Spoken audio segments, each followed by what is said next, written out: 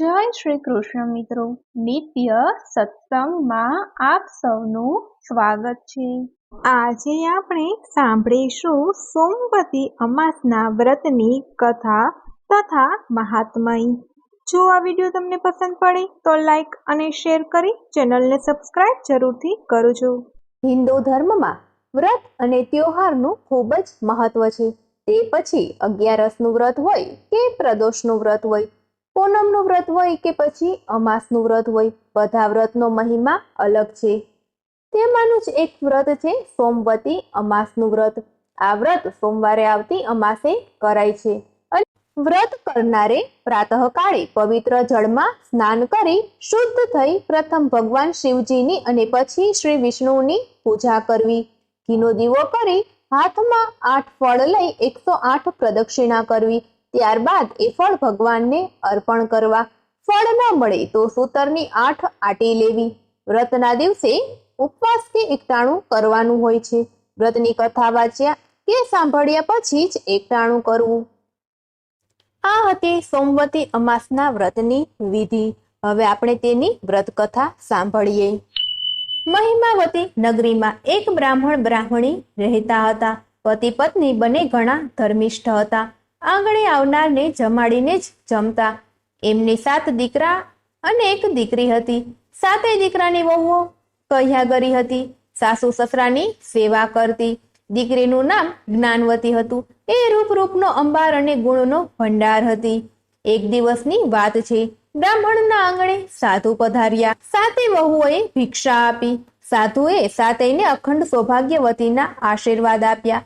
પછી જ્ઞાનવતીએ ભિક્ષા આપી તો સાધુએ એને ધર્મવતી ભવ એવા આશીર્વાદ આપ્યા। જ્ઞાનવતી વિચારમાં પડી ગઈ કે મને આવા આશીર્વાદ શા માટે? સાધુને બેસવા આસન આપ્યું। જ્ઞાનવતીએ આ વાત માને કરી। મા દીકરી સાધુ પાસે આવી પ્રણામ કરી દીન ભાવે પૂછવા લાગ્યા, હે મહારાજ, મારી દીકરીને અખંડ સૌભાગ્યવતીના આશીર્વાદ કેમ ના આપ્યા? ત્યારે સાધુ બોલ્યા કે જ્ઞાનવતીના ભાગ્યમાં વૈધવ્ય લખાયેલું છે। સપ્તપદીના સમયે જ જ્ઞાનવતીના પતિનું મૃત્યુ થશે। આટલું સાંભળતા જ મા દીકરી રડવા લાગ્યા। રડતા રડતા આજીજી કરવા લાગ્યા કે હે મહારાજ, કૃપા કરીને જ્ઞાનવતીને વૈધવ્યના ભાવિ દુઃખમાંથી ઉગારો। ત્યારે સાધુ બોલ્યા કે કાળને ટાળવાનો કોઈ ઉપાય જ નથી, તો પણ એક રસ્તો બતાવું છું। સિંહલ દ્વીપમાં રહેતી સોમા ધોબણ જો લગ્નના દિવસે તમારા આંગણે હાજર હોય તો જ્ઞાનવતીનું સૌભાગ્ય અખંડ રહે। સાધુ તો ઉપાય જણાવીને ચાલ્યા ગયા। બધા વિચારમાં પડી ગયા કે સિંહલ દ્વીપ પહોંચવું શી રીતે, સાગર ઓળંગવો શી રીતે, દુષ્કર જંગલો વીંધીને જવાનું, પહાડો ખીણો ઓળંગીને જવાનું। જ્ઞાનવતી પોતાના ભાઈઓને વિનંતી કરવા લાગી, પણ જીવ જોખમમાં મૂકીને સિંહલ દ્વીપ જવા કોઈ તૈયાર ન થયું। આખરે નાનો ભાઈ શંકર તૈયાર થયો। ભાઈ બહેન ચાલી નીકળ્યા। દુર્ગમ માર્ગ હતો, જંગલો વિંધતા જાય, પહાડો ઓળંગતા જાય, પ્રભુ સ્મરણ કરતા જાય, પડતા આખડતા, ભૂખ લાગે તો વનફળ આરોગતા ભાઈ બહેન સાગર કિનારે આવ્યા। ત્યારે થાકથી લોથપોથ થઈ ગયા હતા। ડગલું આગળ વધવાની હામ હિંમત રહી ન હતી। વળી આ તો મહાસાગર, તરીને પાર ન થાય। ભાઈ બહેન દરિયા કિનારે પ્રભુના જાપ કરતા ચિંતાતુર વદને એક વૃક્ષ નીચે બેઠા હતા। એ વખતે એક ગીધ આવ્યો। વૃક્ષ પર ગીધના બચ્ચા રહેતા હતા। ગીધ બચ્ચાને કહેવા લાગ્યો કે આજે તો ભાવતા ભોજન લાવ્યો છું, પેટ ભરીને જમો। ત્યારે બચ્ચા બોલ્યા કે આજે તો આંગણે અતિથિ આવ્યા છે, એ ભૂખ્યા છે, અતિથિ જમે પછી અમે જમીશું। આ સાંભળી ગીધ ભાઈ બહેન પાસે આવ્યો અને મીઠા વનફળ તેમની પાસે મૂક્યા। ત્યારે ભાઈ બહેન બોલ્યા કે મિત્ર, અમે સિંહલ દ્વીપ જવા નીકળ્યા છીએ। આડો મહાસાગર છે, હવે તો અન્ન જળ છોડીને અહીં જ પ્રાણ ત્યાગવા છે। આ સાંભળી ગીધ બોલ્યો કે તમે જરા પણ ચિંતા ન કરો, તમને સિંહલ દ્વીપ હું પહોંચાડી દઈશ, માટે સુખેથી જમો। ભાઈ બહેને પેટ ભરીને ફળો ખાધા, પછી ગીધની પીઠ પર બેસી ગયા। ગીધ અત્યંત શક્તિશાળી હતો, આવા તો 10ને લઈને ઉડી શકે એવો હતો। સડસડાટ કરતો ઉડ્યો અને થોડી જ વારમાં બંનેને સિંહલ દ્વીપ પહોંચાડી દીધા। ભાઈ બહેને ગીધનો આભાર માન્યો। નગરની શોભા જોતા નગરજનોને પૂછતા પૂછતા ભાઈ બહેન સોમા ધોબણના ઘેર આવ્યા। 7 માળની હવેલીમાં 7 દીકરા અને 7 વહુઓ સાથે સોમા ધોમ સાહેબી ભોગવતી હતી. ભાઈ બહેન ત્યાં ચાકરીએ રહ્યા અને તન મન ધનથી સોમાની સેવા કરવા લાગ્યા. સોમા એ બંનેની સેવાથી પ્રસન્ન થઈ. એક દિવસની વાત છે. રાતનો સમય છે. જ્ઞાનવતી સોમાના પગ દાબે છે, પણ દાબતા જ્ઞાનવતીનું હૈયું ભરાઈ આવ્યું. આંખમાંથી ટપ આંસુ પડ્યા. ત્યારે સોમાએ આગ્રહ કરીને દુઃખની વાત પૂછી.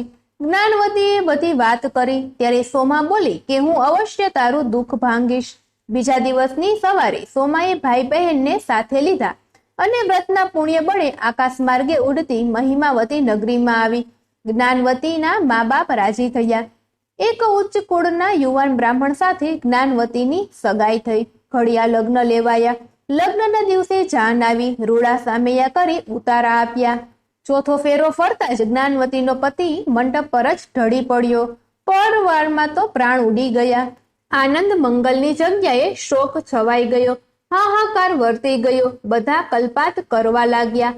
એ વખતે સોમાએ બધાને શાંત રહેવાનું કહી જમણા હાથમાં જળની અંજલિ લીધી.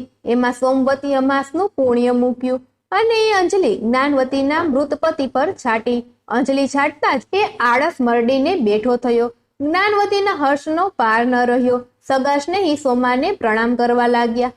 લગ્નની વિધિ પૂર્ણ થતા જ સોમાએ વિદાય માંગી. જ્ઞાનવતીએ આગ્રહ કર્યો ત્યારે સોમા બોલી કે તારા પતિને સજીવન કરીને મેં કાળને માત આપ્યો છે.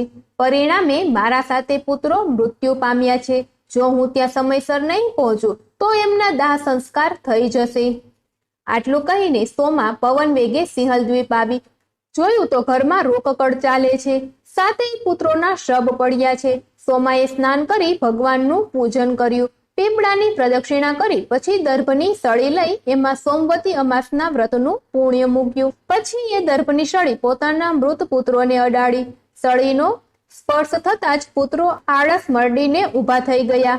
સોમવતી અમાસના વ્રતનો આવો પ્રભાવ છે. વ્રત કરનાર ભાવિકે વ્રતના દિવસે કોઈનો પણ ભાર ન ઉપાડવો.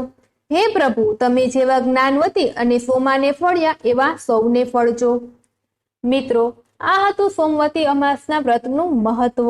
જો તમને આ માહિતી પસંદ પડી હોય તો વિડીયોને લાઈક અને શેર કરી ચેનલને સબસ્ક્રાઇબ જરૂરથી કરજો. જય શ્રી કૃષ્ણ.